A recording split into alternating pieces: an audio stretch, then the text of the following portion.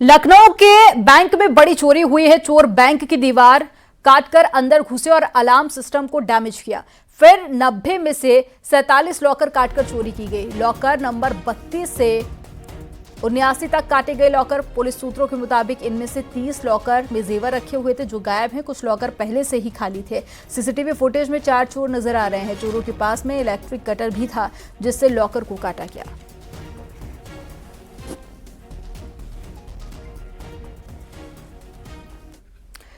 मेरठ महोत्सव में आज अभिनेत्री और सांसद हेमा मालिनी पहुंची। उन्होंने कहा कि वो गंगा बैले डांस के जरिए गंगा को स्वच्छ रखने का संदेश देंगे।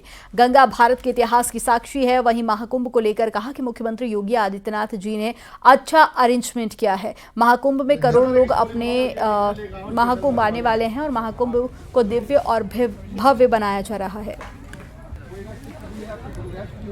गंगा नृत्य नाटिका प्रस्तुत करने आई हूँ।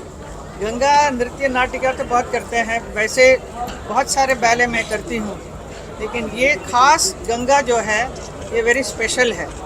ये जनता के लिए एक बहुत अच्छा सा एक मैसेज जाएगा इसके ज़रिए कि आपको अपने भारत तो बहुत आगे बढ़ रहा है, डेवलप हो रहा है, और हमारे नदियों को हमें कैसे साफ़ सुथरा रखना है इसका इसमें से एक मैसेज हम दे रहे हैं।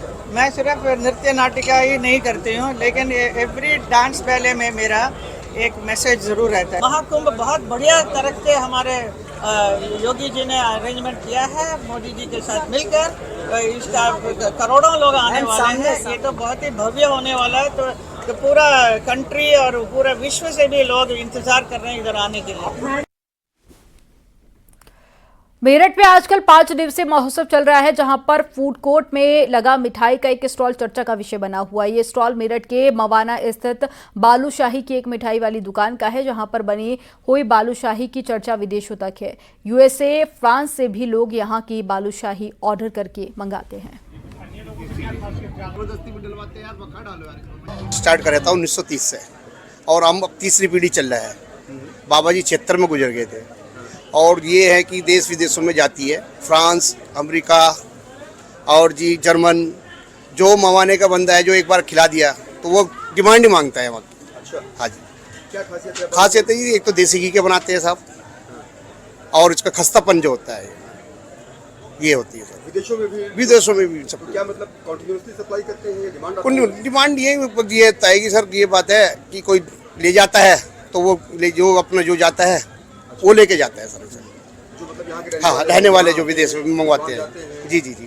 अब कोरियर में तो भेज नहीं सकते क्योंकि कोरियर में तो टूट जाती है सर। ये इसका खस्तापन ये है।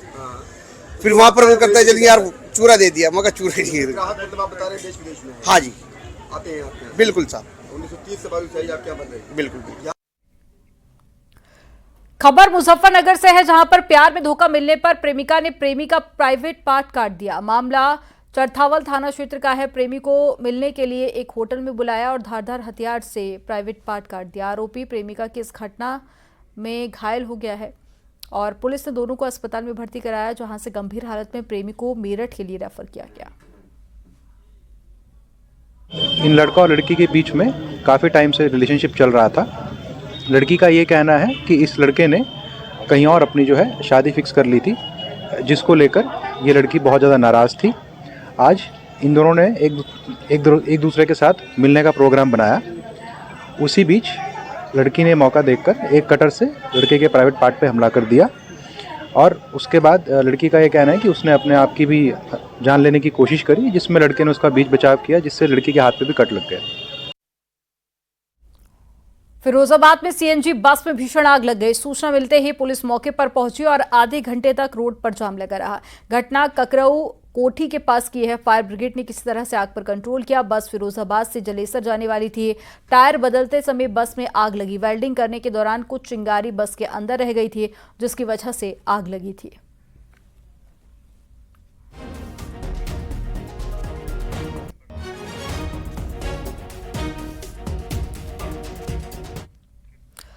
बिजनौर में एनकाउंटर में पुलिस ने 3 गौ तस्करों को गिरफ्तार कर लिया। आरोपी एक बाग में गौवध करने की योजना बना रहा था और इसी दौरान पुलिस ने पकड़ लिया। 2 बदमाश के पैर में गोली लगने से घायल हो गए। पुलिस ने गिरफ्तार आरोपियों के कब्जे से 2 तमंचे, कारतूस और जिंदा गोवंश भी बरामद किया।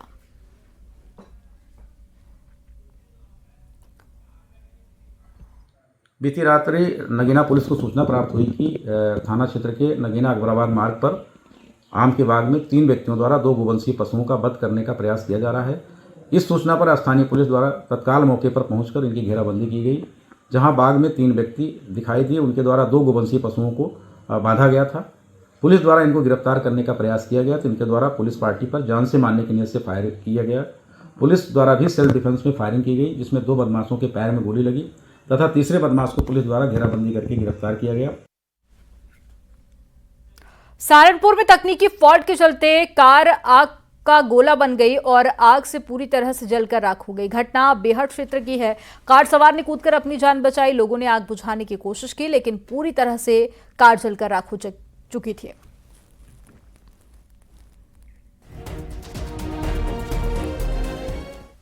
झांसी में सड़क किनारे किशोर का खून से लथपथ शव मिला है। शव सड़क किनारे मिलते ही बवाल मच गया। शरीर पर चोट के निशान देखते ही परिजनों का गुस्सा भड़क गया और कुछ लोगों पर हत्या में शामिल होने का आरोप लगा है। गुस्साए परिजनों ने आरोपी के घर पहुंचकर तोड़फोड़ और जमकर मारपीट की। हमले में घायल पति पत्नी को अस्पताल में भर्ती कराया गया, जहां उनकी हालत गंभीर बनी हुई है। पुलिस के मुताबिक पोस्टमार्टम रिपोर्ट से ही मौत का असली कारण सामने आएगा। आरोपी के घर के आसपास पुलिस फोर्स तैनात कर दी गई है।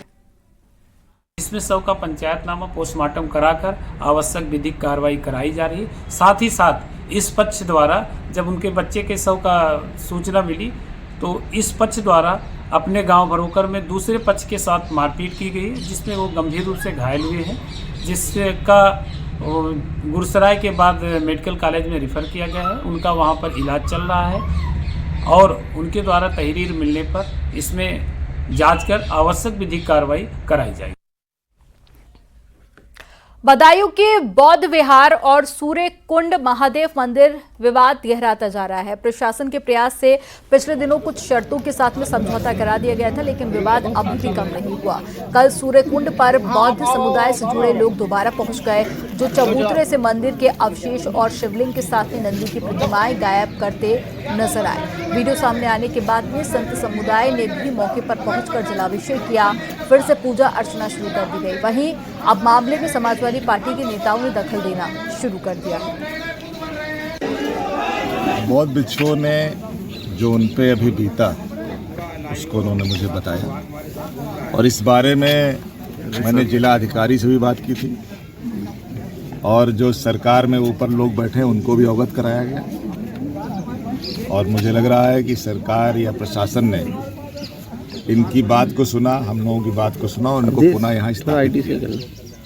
और यहाँ का जो प्रशासन है उसकी जिम्मेदारी है कि इनकी सुरक्षा करें, इनकी रक्षा करें और ये लोग जैसे यहाँ रह रहे थे वैसे यहाँ रहते रहें। आज हमने यहाँ पर जलाभिषेक किया और यहाँ से एक मैसेज देना चाहते हैं हम लोग प्रशासन को, जिन्होंने पहले शिवलिंग को खंडित किया था और मूर्ति को खंडित किया था और जिन्होंने अब किया था, उन सभी लोगों के ऊपर उचित धाराओं में मुकदमे लगे और उनकी गिरफ्तारी हो, ताकि सनातनी लोगों में एक अच्छा संदेश हो। अमरोहा में पीसीएस परीक्षा देने आए बुलंदशहर के एक अभ्यर्थी की हार्ट अटैक से मौत हो गई।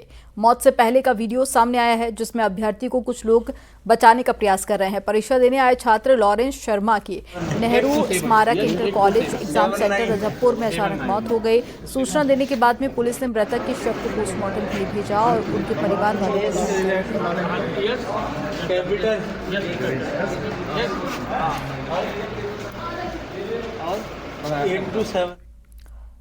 जौनपुर में चलती वंदे भारत ट्रेन का अचानक इंजन फेल हो गया और घंटों ट्रेन खड़ी रही। अचानक ट्रेन के रुकने से यात्रियों को परेशानियों का सामना करना पड़ा। जौनपुर सुल्तानपुर रेल प्रखंड पर सिंगरौली से करीब 2 किलोमीटर दूर ट्रेन का इंजन खराब हो गया था। बिजली सप्लाई ठप होने से इंजन फेल हो गया।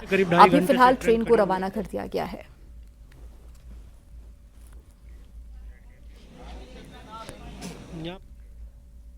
बरेली में 2 प्रॉपर्टी डीलर्स की आपस में लड़ाई हो गई। दोनों पक्षों की मारपीट का वीडियो सोशल मीडिया पर वायरल हुआ। दोनों ही पक्ष एक दूसरे पर गंभीर आरोप लगा रहे हैं।